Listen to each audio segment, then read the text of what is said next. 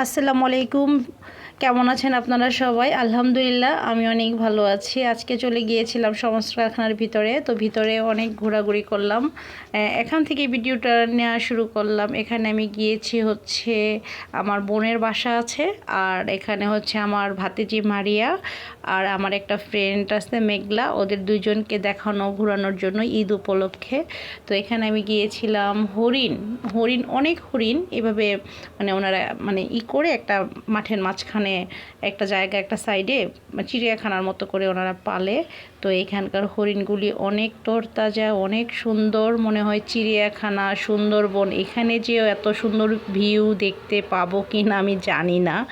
তো এখানে আমার দুলাভাই সমস্ত কারখানায় চাকরি করে, সেই সুবাদে আমার ছোট থেকে যাওয়া আসা থাকা খাওয়া, তো আমি এগুলো অনেকবার দেখেছি। তো ওদের ওদের জন্য আজকে আমার যাওয়া, ওদের জন্য ফার্স্ট টাইম যাওয়া মারিয়ার মেঘলা।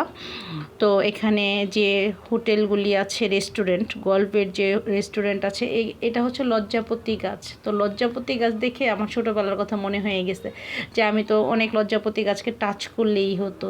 তো এভাবে রাস্তা দিয়ে ঘুরে ফিরে হাঁটতেছি, তো আমাদের সাথে অনেক লোক ছিল। লোকের মধ্যে ছিল আমার বোনের মেয়ে, আমার ভাগ্নে, আমি, আমার ভাইয়া, দুলাভাই, মারিয়া, মেঘলা। আর মেঘলা আসছিল আমাদের এখানে বেড়াতে, তো ওই সুবাদে ওকেও নিয়ে গিয়েছিলাম বেড়াতে। তো এখানে ঘুরতে ঘুরতে আমি ক্যামেরাটা অফ করেছি, কিন্তু অফ হয়নি। এর জন্য আর কি এরকম। যদি আমার চ্যানেলটা আপনাদের ভালো লেগে থাকে তাহলে অবশ্যই আমার চ্যানেলটাকে লাইক করবেন, কমেন্টস করবেন, শেয়ার করবেন। আপনাদের প্রত্যেকটা লাইক, কমেন্টস, শেয়ার এগিয়ে যাওয়ার অনুপ্রেরণা। ধন্যবাদ সবাইকে আমার পাশে থাকার জন্য, আপনাদের পাশে রাখার জন্য। আর এইটা হচ্ছে আমবাগান রিসর্ট, ওই যে ইসের ভিতরে সমস্ত কারখানার ভিতরে রিসোর্ট থাকে না, আমবাগান। আর এই যে রিসোর্ট কটেজগুলোতে সরকারি কোনো লোকজন আসলে এরা থাকে। এই যে আমার ভাইয়া, আমার ভাইয়ার মেয়ে, এই তো এই কটেজগুলোতে থাকে। তো ভাইয়া বলতেছে তুমি কি এখানে এসে বেড়াবা নাকি বলো? পরে আমি বলছি না না, আমি আপনাদেরকে রেখে এসে এখানে বেড়াবো না, কারণ এই পাশে হচ্ছে আমার বোনদের কোয়ার্টার, বোন হাজব্যান্ড এখানেই থাকে। আর লেকটার পানি শুকিয়ে গেছে, কিসের রাঙামাটি। বিশ্বাস যদি করেন আপনারা, একের ভিতরে কত ফিল যেখানে গেলে পাবেন এই সমস্ত কারখানার ভিতরে। বিশ্বাস করেন, একবার হলেও যাওয়ার সুযোগ করে, যদি সুযোগ হয় আপনারা অবশ্যই যাবেন, ঘুরে আসবেন। আর পুরো দিকটা যতই দেখবেন ততই মুগ্ধ হবেন। প্রকৃতি এত নিলিবিলি, প্রকৃতি এত সুন্দর, প্রকৃতি এত রং, প্রকৃতির এত স্বাদ, প্রকৃতির এত গন্ধ। এটা কাছ থেকে যদি আপনি কখনো না যান তাহলে বুঝবেন না। আর ওই যে আমি বললাম কিসের রাঙামাটি, দেখেন তো এই ঝুলন্ত ব্রিজটা রাঙামাটি থেকে কি কম কিসে? এবং রাঙামাটিতে একটা ঝুলন্ত ব্রিজ আছে এরকম, আর এখানে একটা ব্রিজ আছে এরকম। আমার জানা মতো আর কোথাও নাই। আপনাদের জানা থাকলে কমেন্টসে জানাবেন যে এরকম ঝুলন্ত ব্রিজ আর কোথায় কোথায় আছে। তো আমার যখন এই রাঙামাটির ফিল হয় তখন আমি লেকের কাছে চলে আসি, আপুদের বাসায় চলে আসি। আসলে আমি এই লেকটা এরকম ফাঁকা রেখে, খালি রেখে ভিডিও করাটা সো টাফ, সো ডিফিকাল্ট। অনেকটা সময় দিতে হয়েছে, অনেকটা আগে আসতে হয়েছে আমাকে। এই ভিডিও ক্লিপটুকু নেওয়ার জন্য আমাকে অনেক অনেক পরিশ্রম করতে হয়েছে। তবে ভিডিওটা যারা দেখবেন, একদম রিকোয়েস্ট রইল, আমাকে অবশ্যই অবশ্যই আপনাদের পাশে রাখবেন, প্লিজ প্লিজ প্লিজ। তো এখান থেকে এই পর্যন্ত যাওয়া এবং এখান থেকে আবার ঘুরে আসা, বিশ্বাস করেন এখানের যে প্রকৃতি আর এখানকার যে ছোঁয়া, আপনি যতই দেখবেন। লেকটায় পানি নাই, এর জন্য মানে আমার কাছে একটু কম লাগছিল। আর এই যে একটা কাটা গাছ, আমরাকে জন্ম থেকে এটা হিজ গাছ কই, মানে এটা হচ্ছে গাজীপুরের আঞ্চলিক ভাষায় বললাম, এরকম বলে বলে আসছি কাটা গাছ। তো আমি এটা বেসিক্যালি কোনো বই পুস্তকের নাম জানি না, আপনাদের জানা থাকলে জানাবেন। আর এই তো আমি একটু একটু একটু একটু করে ঘুরছি আর আপনাদের সাথে শেয়ার করতেছি। আমি এখানে ব্রিজ থেকে মানে পুরো প্রকৃতিটাকে একদম কাছ থেকে দেখলাম। এখানে যে বানরের সাথে অনেক দুষ্টামি করেছি, যেটার ভিডিও ক্লিপ নেওয়া হয় নাই।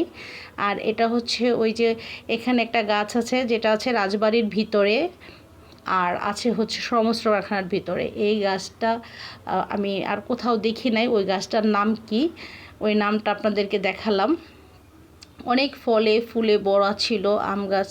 তারপর আমি আমলকি গাছ থেকে আমলকি টুকিয়ে খেয়েছি, বানর আমাকে আমলকি পেরে পেরে ঢিল দিয়েছে, ওইগুলি খেয়েছি, মানে একদম স্মৃতিচারণের মতো। আর এটাকে আমি ছোট থেকেই মানে যখন রাজবাড়ির ভিতরে যাই তখন আমি সবাইকে জিজ্ঞেস করি এটা কী গাছ, এটা ফুলের গন্ধে নাকি রাজা সাহেব ঘুমাতো।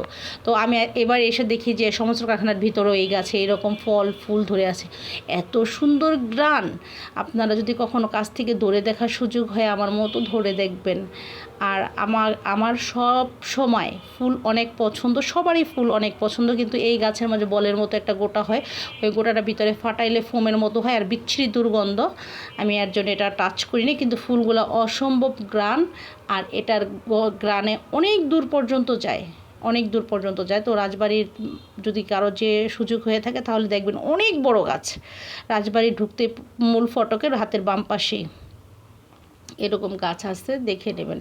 আর এটা হচ্ছে ওই যে রেস্টুরেন্টটা, গল্পের যে রেস্টুরেন্ট, দেখেন প্রকৃতি কত সুন্দর, প্রকৃতি এত সুন্দর করে মানুষ গুছিয়ে রাখতে পারে, মাশাআল্লাহ। যেমন সুন্দর রেস্টুরেন্ট তেমন সুন্দর রেস্টুরেন্টের ভিতরের ভিউ, তেমন রেস্টুরেন্টের খাবার, কিন্তু সর্বোচ্চ যেটা দামটা একটু বেশি। হ্যাঁ, যেখানে সব কিছুই ভালো বেশি সেখানে দামটা একটু বেশি তো হবেই। তো এখানে আমি পুরো রেস্টুরেন্টটা ঘুরে দেখেছি, ভাইয়া আমাদেরকে কফি খাওয়ালো, আরও খাবার অনেক কিছু খাওয়ার জন্য অফার করেছে ভাইয়া, মানে দুলাভাই আমাদের। আর ওই হচ্ছে মারিয়া, সামনে গেলেই দেখবেন এই যে এইটাই হচ্ছে এই রেস্টুরেন্টের নাম, গল্ফ মাঠের যে রেস্টুরেন্ট। খাবারের মান অসম্ভব ভালো, খাবারের মান অসম্ভব ভালো, ভালো ভালো এবং ভালো, কিন্তু দাম তার একটু বেশি।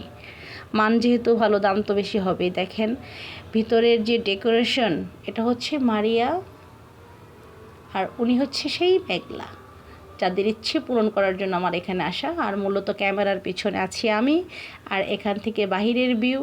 আর এখানে বসে এই যে রেস্টুরেন্টের ভিতরটা, এই যে আমার মামুনি, এই রেস্টুরেন্টের ভিতরটা হচ্ছে এরকম রাজকীয়ভাবে করা, উপরে নিচে। আমরা এই টেবিলে বসে, একদম কর্নারের টেবিলে বসে আমরা কফির অর্ডার দিয়েছিলাম আর কফিটা খেয়েছিলাম। তারপর আপু তো নানা রকমের রান্না করে রেখেছিল, বাসায় চলে গেলাম, রান্না করে রেখেছে, ওগুলো যে খেলাম। এখন আমরা বেরিয়ে চলে আসছি, কারণ ভিডিওটা বড় হয়ে যাবে বিধায় আপুর বাসার ভিডিওটা একত্রে করলাম না। তারপর আবার এখন আপুর বাসায় চলে যাচ্ছি হাঁটি হাঁটি পা পা করে, সামনে যে একটা অটো রিক্সা নিয়ে ওই গেট থেকে তারপর আমরা আপুর কাছে চলে গিয়েছিলাম। আর আপুর ওখানে আপুর বাসার বাগান থেকে আমি অনেক শাকসবজি উঠিয়ে নিয়ে আসছিলাম। তো এই যে আমি যে শাকসবজিগুলো আপুর বাগান থেকে উঠিয়ে নিয়ে আসছিলাম, পুঁই শাক, লাউ শাক, ডাঁটা, তারপর কাঁচা কলা, মিষ্টি কুমড়া, আলহামদুলিল্লাহ পুঁই শাকের বিচি, অসম্ভব শাকসবজি আপুর বাগানে ছিল ভরপুর। এই যে টমেটো, এই টমেটোগুলো কিন্তু দেখতে কেমন যেন না, টেস্ট অসম্ভব, টেস্ট অসম্ভব, টেস্ট মানে অসম্ভব টেস্ট। আর আপু দুলাবের প্রতি তো আমি একদম ছোটো থেকেই অনেক সন্তুষ্ট। দেখেন আমার দুলাবের বাগানের বেগুন, কলার মোচা, কাঁচা কলা, মিষ্টি কুমড়া, কালো কচু, মানে আমি যে সবজিগুলি নিয়ে আসছি, ডাঁটা, এগুলি এতটাই ফ্রেশ, এতটাই সুস্বাদু, আলহামদুলিল্লাহ। আমার ভাইয়া আপুকে নেখায় দেখ, আল্লাহ পাক খাইয়েছে, এর জন্য না, মন থেকেই দোয়া। তো আপনারা সবাই ভালো থাকবেন, আমার জন্য দোয়া করবেন, আমার চ্যানেলের পাশে থাকবেন। আমি আশা করব যদি আপনাদের ভিডিওটা ভালো লেগে থাকে তাহলে অবশ্যই অবশ্যই আমার পাশে থাকবেন। আসসালামু আলাইকুম।